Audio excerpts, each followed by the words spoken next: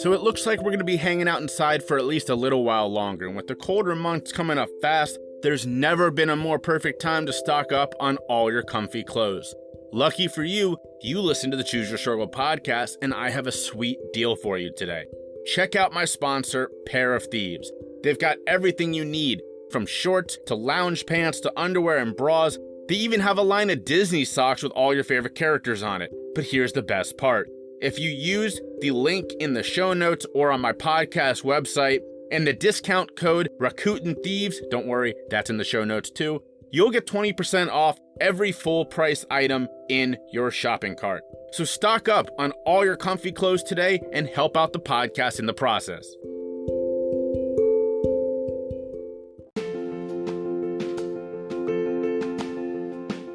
But I'm going to just go ahead and invite Jay Shifman up to share his story. So let's give it up for Jay. Welcome to the Choose Your Struggle podcast. I am your host, Jay Shifman. Welcome to a special episode of the Choose Your Struggle podcast. This is episode 34, which for all of you who listen to the podcast know that's my lucky number and also my age, so it makes sense that this is a special episode. This episode will find me on the Crooked Illness podcast with Paris Prynkiewicz, who is doing some awesome work. I would definitely recommend going and checking out her podcast, and I linked her Facebook page in the show notes because she has a really cool community there, and I enjoy being a part of it. So huge thank you to Paris for having me on the show. Go check it out. If you like talking about mental health and you want someone who is empathetic and is going to have a good time with you, reach out to Paris. And in the meantime, check out the Crooked Illness podcast. All right, without further ado, enjoy this special episode of the Choose Your Struggle podcast.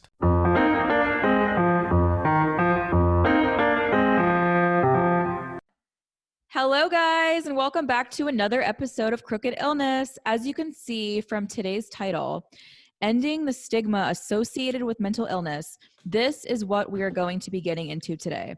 This episode is all about the stigma that is often associated with mental illness. My guest today, Jay Shifman, is going to join me in this conversation about stigma, what it is, what it means, and how to overcome it.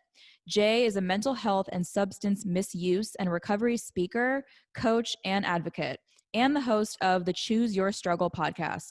He is 10 years in recovery and survived multiple suicide attempts and a drug overdose.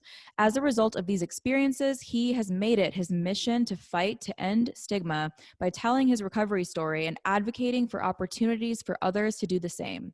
So without further ado, welcome Jay to the podcast. That was expertly done. I do a lot of these, and that was flawless. I'm very impressed. Thank you. I'm really excited to have you here today. Thank you. We had a great conversation, so let's just jump right in. So can you tell us a little bit about what inspired you to become a coach? Yeah. So as you related in my intro, I've lived through some stuff. And, my goal with coaching, my goal with speaking, besides ending the stigma, is essentially, look, I went through this and I learned a lot along the way. I mean, you can't not, right? I mean, it as horrible as all of it was, I am a completely different person today based on living through those experiences. Yeah. And I believe that a lot of them taught me things that are valuable lessons that I can impart to other people. And I don't want anyone else to have to live through what I lived through to learn those valuable lessons, right?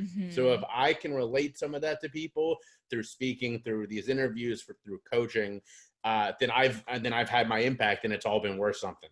Yeah. Awesome. Because I know you shared your story with me, and I thought that was really powerful. That's why I wanted you to come on here and talk about your business, what you do, how you coach people. And I really like the name of your podcast, Choose Your Struggle podcast. So can you get into a little bit about what does that mean to you? Choose Your Struggle. Definitely. So Choose Your Struggle is my business. It's my hashtag. It's, as you said, it's my podcast. It was born about 5 years ago, the first time I spoke on stage. Now, I'm 10 years in recovery as of this spring, Mm-hmm. so now a little bit longer. And Wow. for the first 5 years, I didn't tell people about this. I mean, like we're talking about today, that stigma is real, and I Mm-hmm. lived it. And I was talking about it the other day, and someone asked me a question that I rarely get asked, and that was, why were you quiet about it? And like, basically the question was, did someone tell you shouldn't tell people? And the answer is no. I mean, nobody said, don't tell anyone about this, live quietly. It was the internalized stigma. It was the living in this society, the things that you pick up and you hear, that you read about people who use drugs, people who struggle with substance misuse, Mm-hmm. people who struggle with mental health. Now, you got to remember also that this was, I struggled in the 90s and the 2000s and into the 2010s. So very different than where we are today, where people are Mm-hmm. starting to open up about it. And I'm so glad that that's starting to change. Not that we don't have a long way to go, but Mm-hmm. very different back then. And so for me, there wasn't that sort of experience where somebody said, don't talk about it. It was just completely internalized. And the Mm-hmm. first time I spoke about it, it took a lot to get me up on that stage.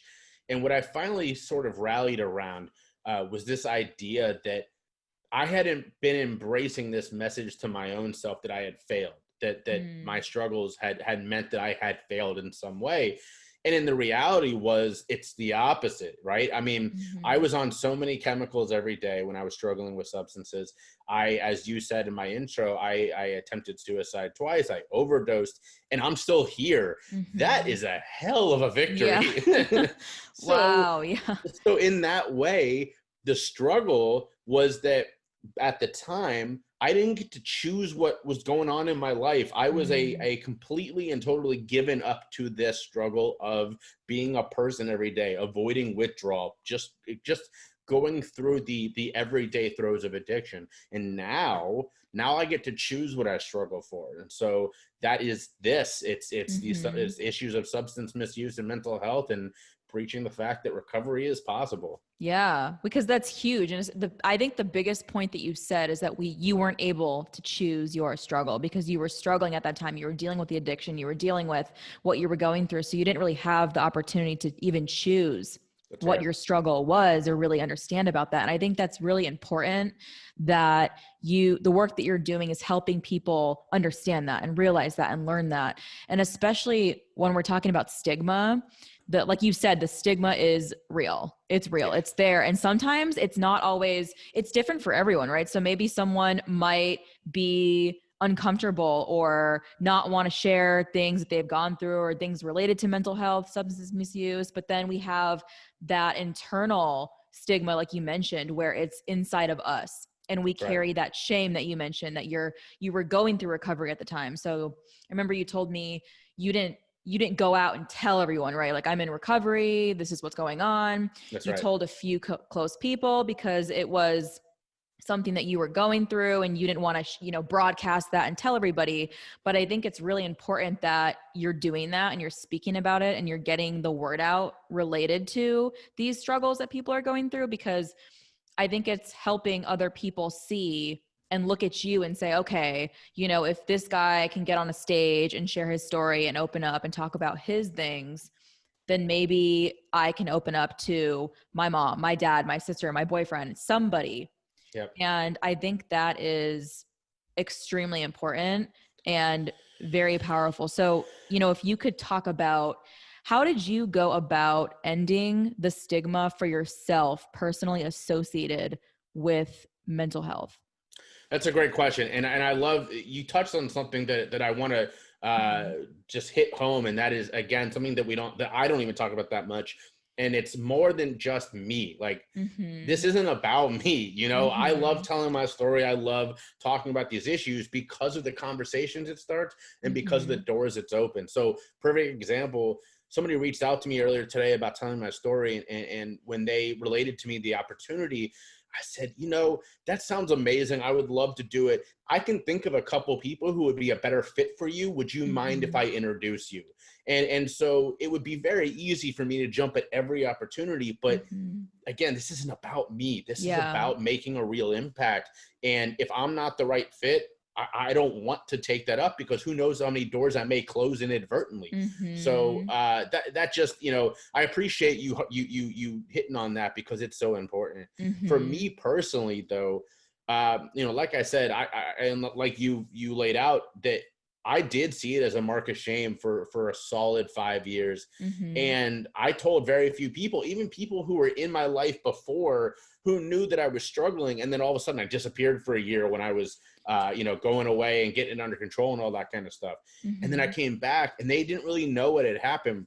So 5 years into recovery, a buddy of mine who runs an organization in Cincinnati, it's called Cincy Stories, where I'm from, Cincinnati, Ohio.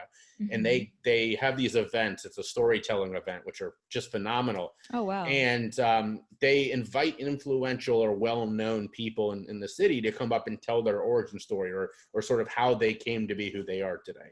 Wow. And he came up to me. He's like, I'd love for you to be the sort of second closer on this thing, it's a big deal. I mean, these are 150 people in the audience. Wow. And he knew my story. I was like, man, there's just no way in hell that's going to happen. You know, I was like, that's not, there's no way. And he asked me again about a month later, and I was, no, there's no way. He asked me a third time, and again, I was like, dude, you got to stop asking me. This is never going to happen. And then I went home. I just happened to be having dinner with my parents that night. And I walked into my dad's office. He was at home. I still remember this scene perfectly. He's sitting there in his office reading the New York Times. And I was like, we started talking, you know, and he's got the paper still in front of him, as dads do. And he, I mentioned that this thing was happening, that, yeah, this buddy's trying to get me to do, you know, whatever. And he lowers the paper and looks at me and was like, why would you not do it? And I said, well, I'm afraid. I mean, you know, there's a big stigma around this. And he looks at me and he goes, fear is never a good reason not to do something. Wow. And then just slowly lifts the paper back up again, as if he didn't realize he just blew up my entire world. So I'm just like stunned, you know, after that. And here's the thing, is that my parents were not like super open with my struggles either. So it wasn't even him saying, I think you could do some good with this story. It was more just look, if you don't want to do it, don't do it. But if you're not doing it because you're afraid, you're wasting a beautiful opportunity.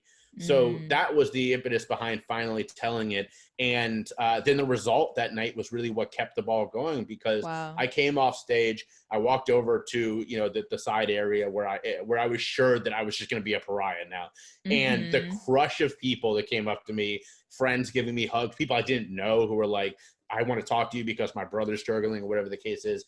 I was instantly invited to do another speaking opportunity literally 2 weeks later. And the ball just kept rolling from there. So it made me, I sort of lived this thing that I teach, which is that all of this that you're afraid of, it 100% is happening in your head, because none of it's real. And for me, that was 100% the case. None of it was real. I was so terrified of being shunned, of being a pariah, after I admitted, you know, what had happened to me, and none of it happened. I mean, 0%.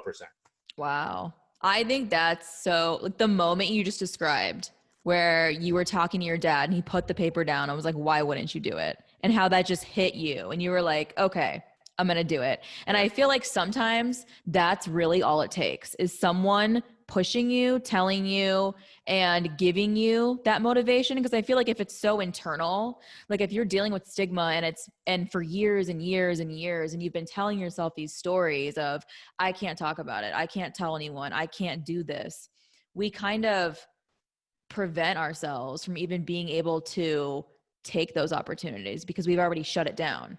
You know, even because, like you mentioned, that guy came to you 3 times and was like, hey, you want to do this? You're like, no. Want to do it? No. Want to do it? No. And don't ask me again. So I feel like it's because we already shut it down ourselves. And then the fact that you did that, and the response that you got from that, and people coming to you and saying, hey, you know, my brother's dealing with this, and would you like to speak at this? It opened all those doors that you wouldn't even have had if you didn't do it. So, but it's hard. It really is, when you talk about, because it's also different for everyone, like with their own stigma, with what they're dealing with. And I think it's really important that, you know, people like you show your story and talk about your experience with that, because it helps people see that and connect with you and say, okay, well, you know, he did this, so maybe I can try to overcome mine.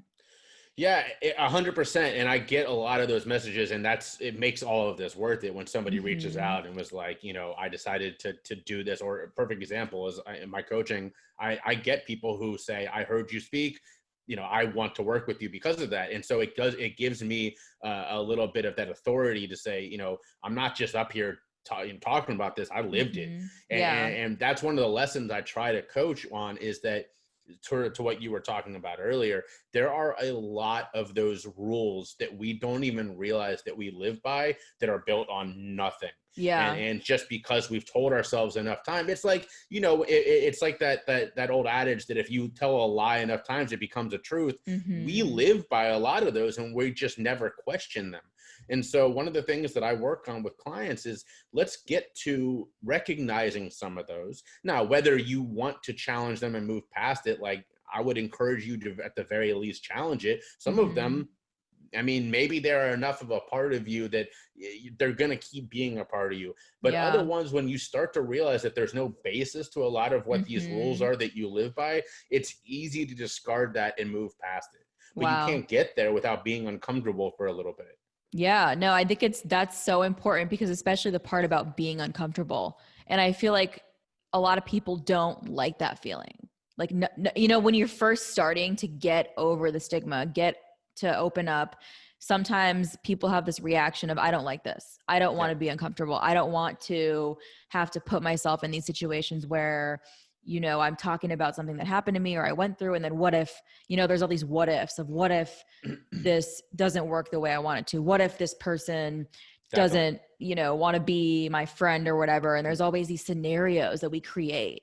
And that goes with what you just said of these rules that we live by, that we created, that aren't even real, but we continue to live by them because it's what we tell ourselves all the time on a daily basis. So I feel like breaking that and really getting over that comes with making yourself uncomfortable and doing things like what you did, where you got on stage, you did that, you talked to those people, and it was something that you didn't want to do, but you did it.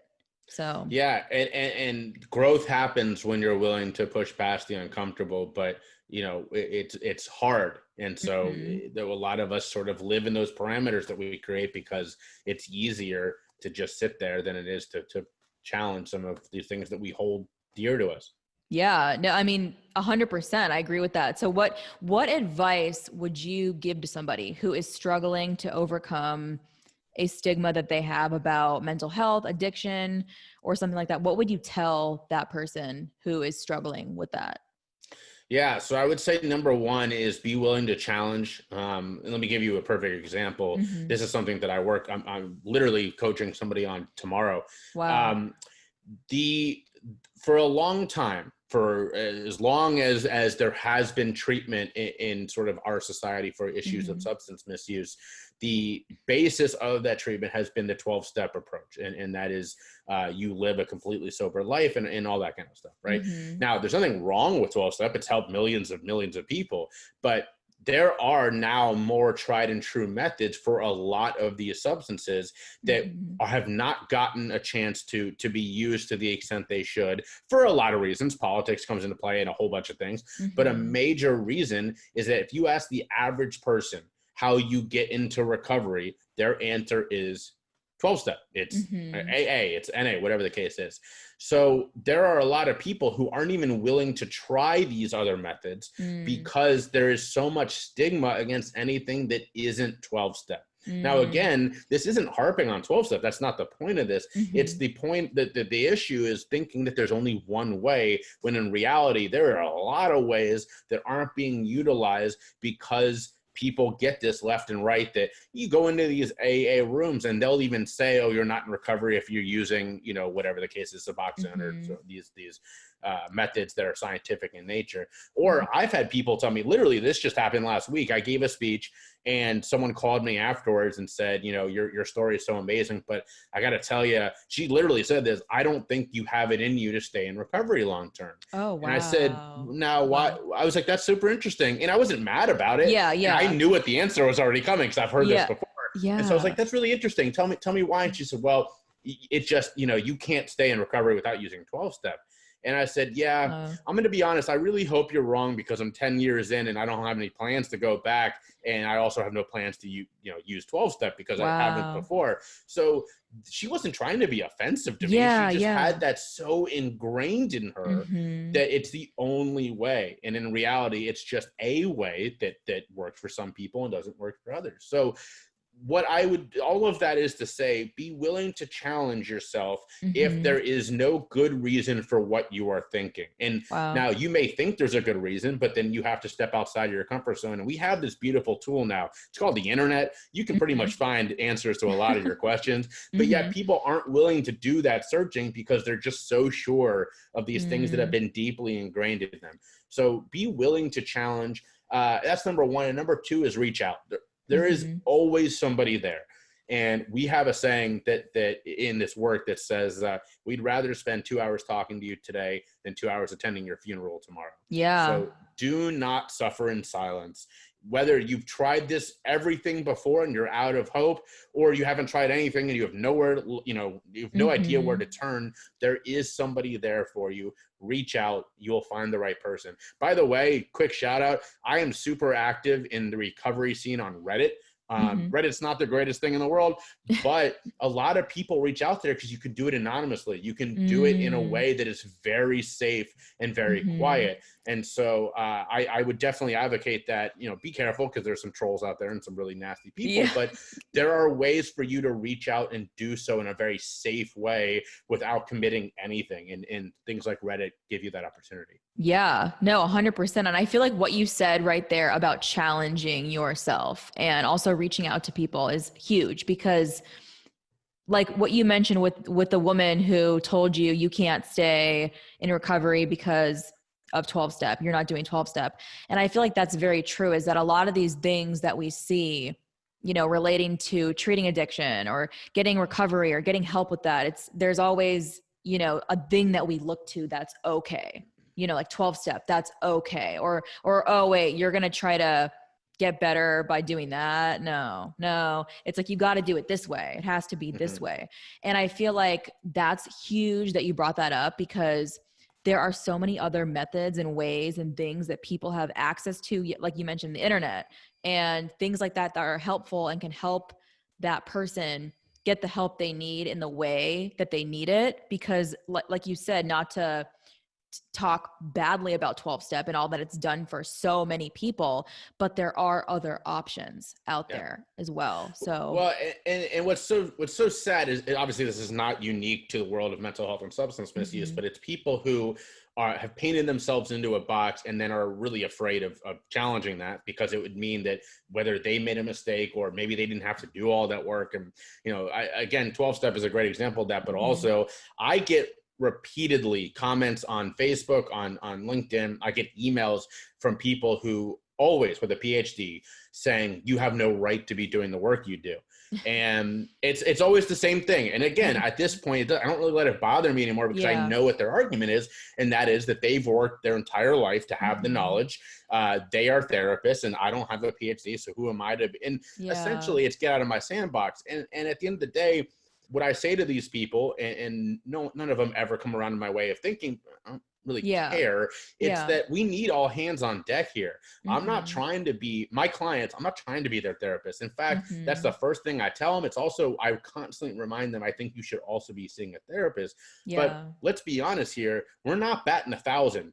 Every year, 125,000 Americans are dying over that to to just overdose and suicide, just those two.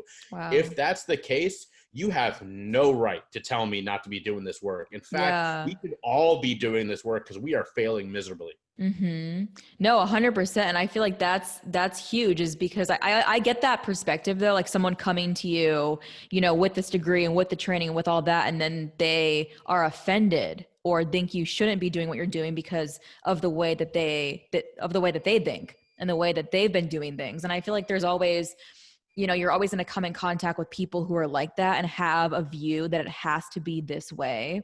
And it's very difficult to sometimes, convince that person that there is other options, there is other avenues, there are other methods, because they think that their way is the only way that's working, the only way that's been proven to work. And I also agree with what you said, where, you're not going to let that offend you, because you understand the argument, where they're coming from, maybe that person doesn't mean to offend you or mean to harm you. Maybe that's just the way that they think and the way that they've been doing things.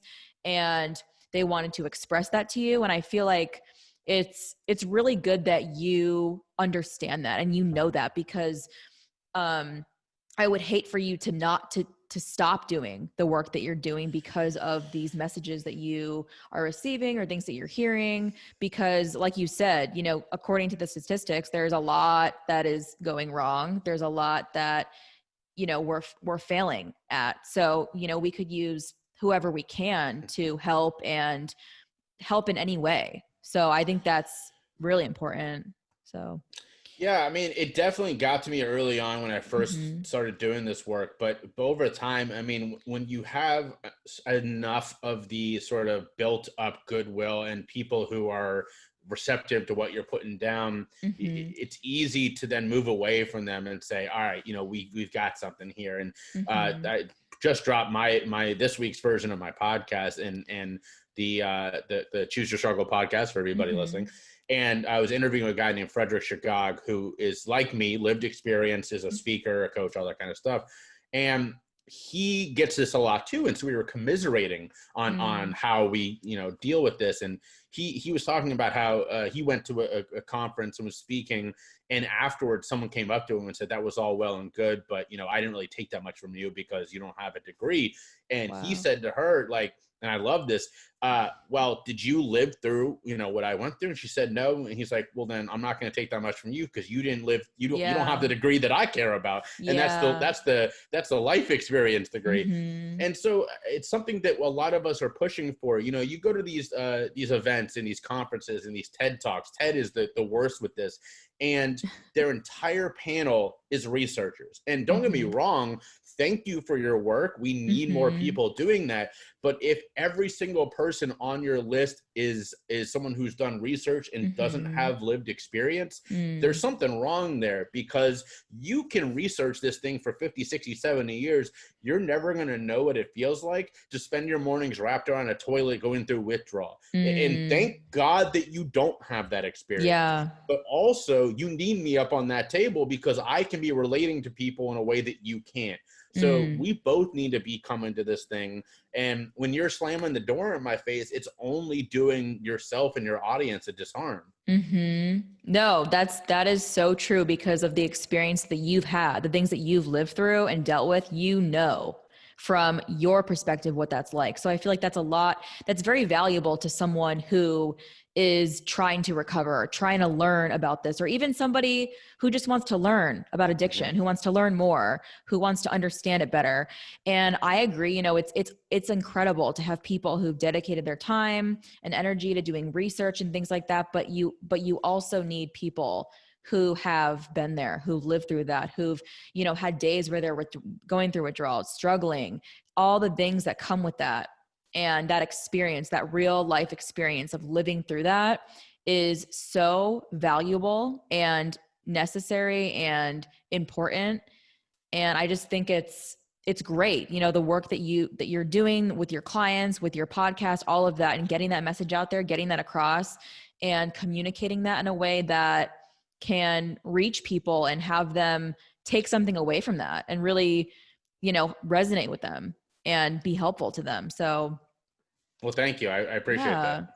No, 100%, because it's true. And I'll go on a rant, but I don't want to go on a rant right now. So I'd rather hear from you. So can you tell me, just tell us where can people learn more about you and the work that you are doing? Definitely. So you can find my podcast, the Choose Your Struggle podcast, wherever it's on all the platforms. And my website is jshifman.com, which is JAYSHIFMAN.com. Search for Jay Shifman on LinkedIn, for Choose Your Struggle, which is, again, my brand, on Twitter and on Facebook. And I think Instagram, I'm the next Shifman if you want to find me I think mostly I post pictures of my dog. So yeah, go find me on Instagram because she's adorable. Yeah, yes, on Instagram, and check out his podcast. It's amazing the work that you're doing, the website. I remember when I first connected with you, I clicked on your website and I was like, wow. I was like, he has it together. I was like, wow. I was like, look at this. I was like, everything was presented so easily to understand your message, what you do, the work that you've done. And I was like, okay. Well, thank you. I was like, we're going to do an episode. Because I do want to say, I mean, thank you. And I've worked really hard to cultivate that image, but I mean, I hired people to make my website look good. Yeah. You know, I've been doing this on the side now for 5 years and sort of full time for a year and a half. And I'm really lucky that I love it. Because, you know, none of us are getting rich doing this work, and it's hard at times. And there are nights where it's tough going to bed after working with a client that's really struggling, and, you know, but it makes it all worth it when you see that victory for them. And when people, you know, I'll give a speech and someone will reach out, like I said earlier, and say, God, I really want to, you know, connect you with my brother, or this was sometimes they just want to, you know, talk because they know you understand. And those are the moments that this is really worth it.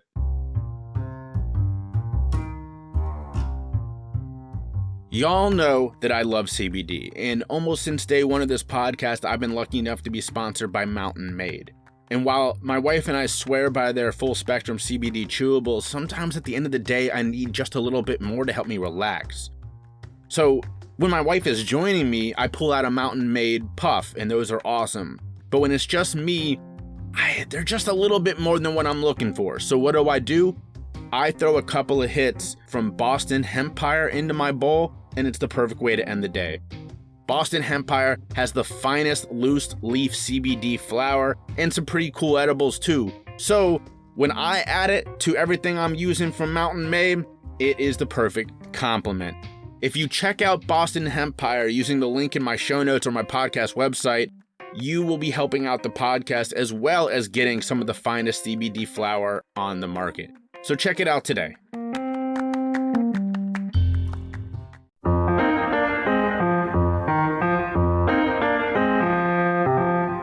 Yeah, well, I mean, I can clearly see just through talking to you and having this conversation that you are so passionate and you love what you do. You love what you do, you enjoy it, and that comes through and it shows. And I feel like that's how you're able to connect with people and really form that relationship and be such a big help to them, because like this episode is all about, the stigma is there.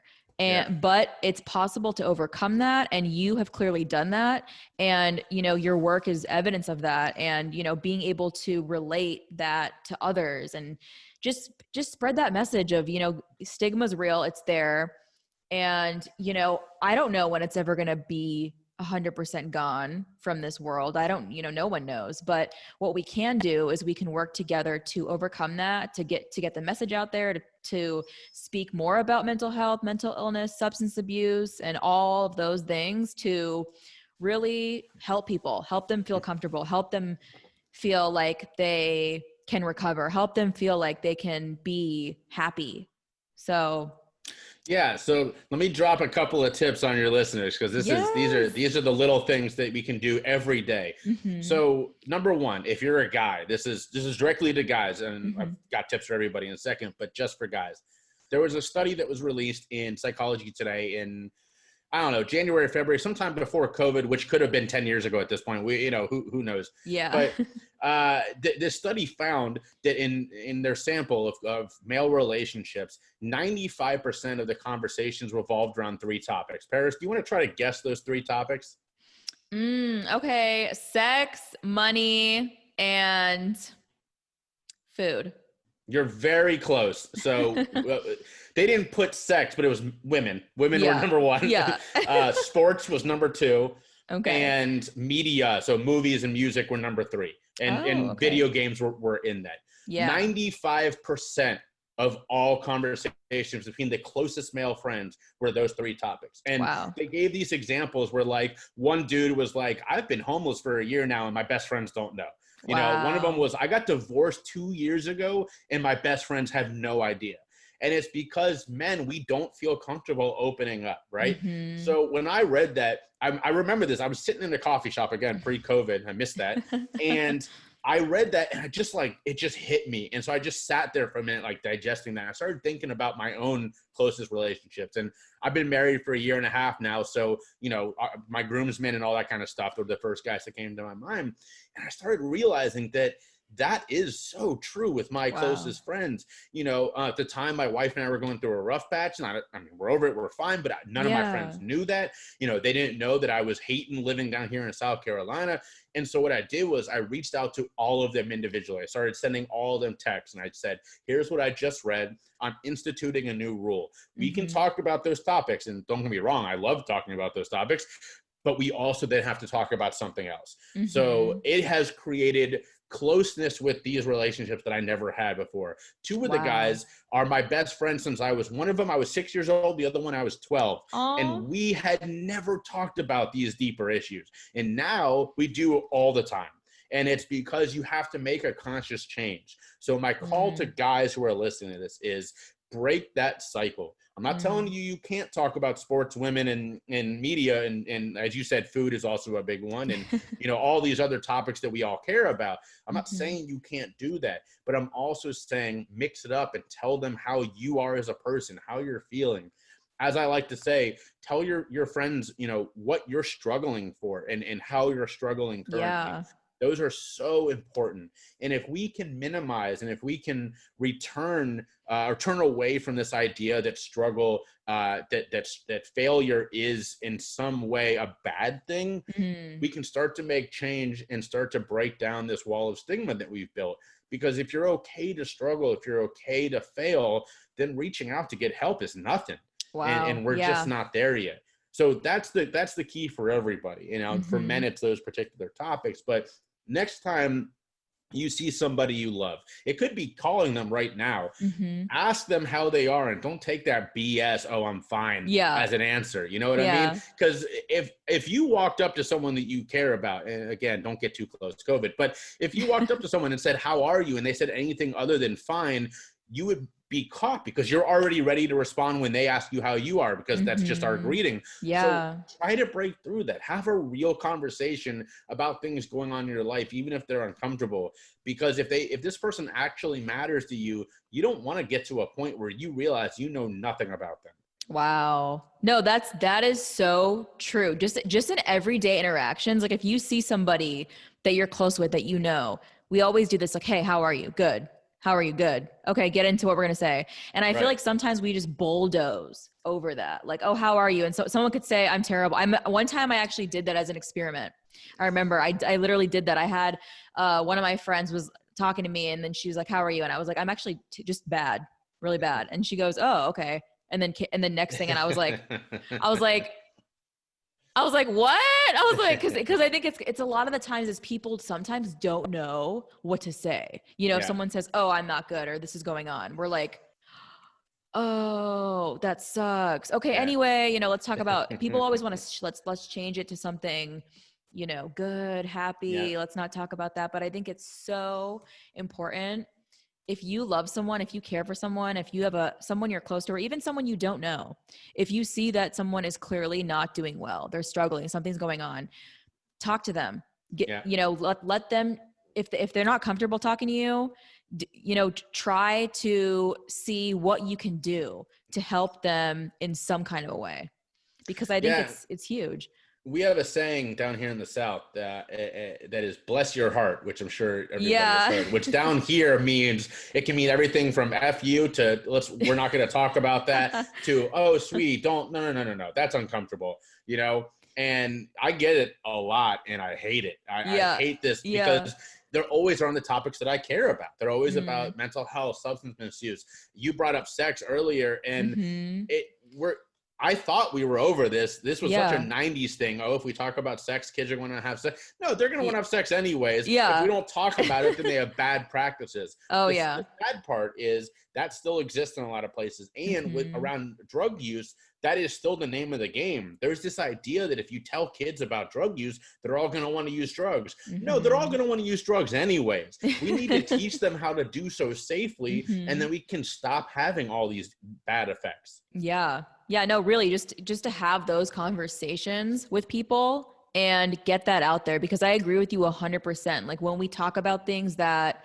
seem, they're not painted in a good way. So if we're talking about something, drug use, sex, whatever it is, that people have this thing where they don't feel like they want to hear about it, they don't want to talk about it. But I feel like if we have these conversations and we start to do that more and open those doors for people to learn more, it creates a lot of things that are helpful to those people and to even ourselves. Just really getting that out there and having that talk and sharing our experience and doing that in hopes that maybe something that we say is going to help somebody else in some kind of a way.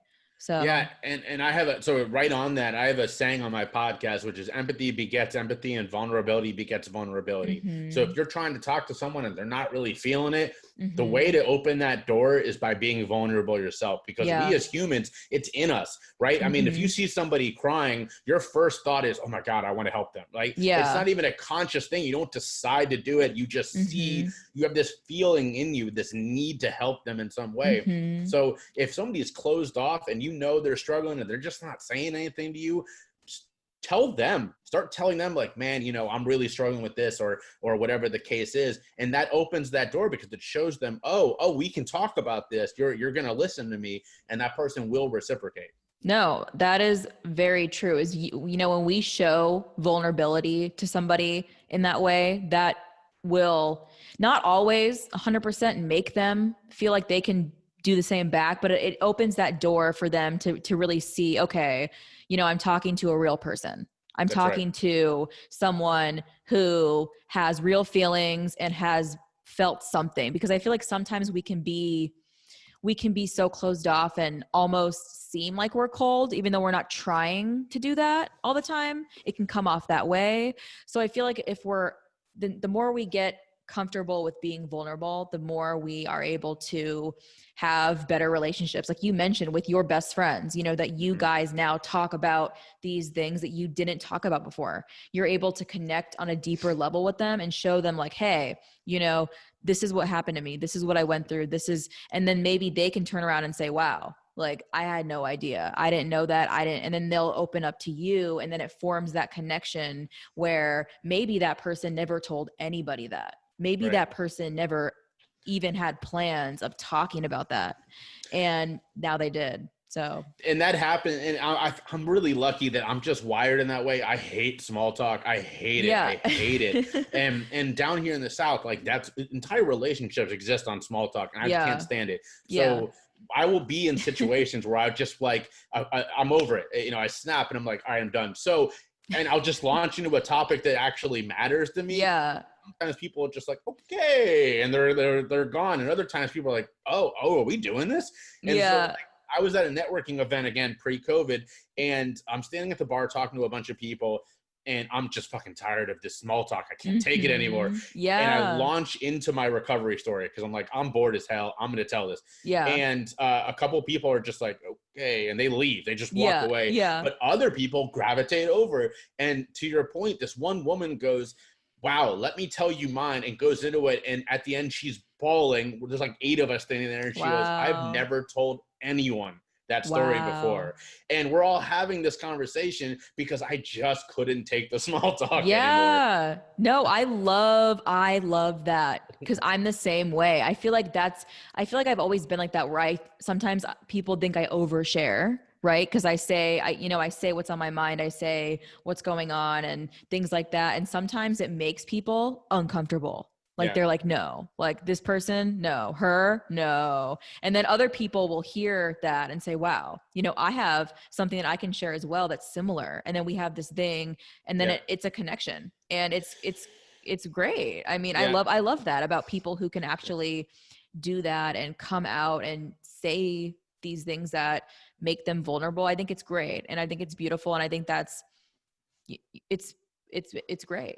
really. So Yeah, and I think with social media, it's made it very easy to, I hate the term overshare because it's like by whose definition. But like yeah. one thing that I love is if I'm on like a long, if I post something that's very vulnerable, or especially on Twitter where it's like, I'm gonna, because it's Twitter, but why hold back about anything? Yeah. When I see that I've lost a lot of followers, I'm like, all right, I did something right today. You know what I mean? Because like, if you're not with it, if you're not down with that, you're gonna go away, and that's fine. If you're not down for this journey, I'm okay with that. I feel it. Yeah. But when I see that a bunch of people have flocked away, it's like, all right, I definitely went beyond their comfort zone today, and I'm okay with that. Wow. Well, that's true. That is true. Well, this was a great episode, and you guys need to check him out. Choose Your Struggle podcast, and I will link his information in the description of this episode. And thank you so much for making the time to come on, have this conversation. I really enjoyed talking with you. You're awesome. Thank you so much. Thank you for having me. This was a lot of fun, and I love what you're doing. Keep it up. And yes, your listeners, please reach out. If you're struggling, reach out to me, reach out to Paris already. I know you're a person who will be there if somebody needs it. Don't suffer in silence. Do not suffer in silence. Reach out. Somebody will be there. Yes. Thank you. Yes. I love that. All right. Okay. Bye, Jay. Y'all know him as the superstar stand-up and blockbuster actor, but did you know that Kevin Hart is also a New York Times best-selling author? And he's back with his second book, The Decision, Overcoming Today's BS for Tomorrow's Success. And you can get it today on Audible. Just for signing up, they're going to give you 2 free audiobooks and a select free Audible original to get started. So go to the link in my show notes and sign up for Audible today.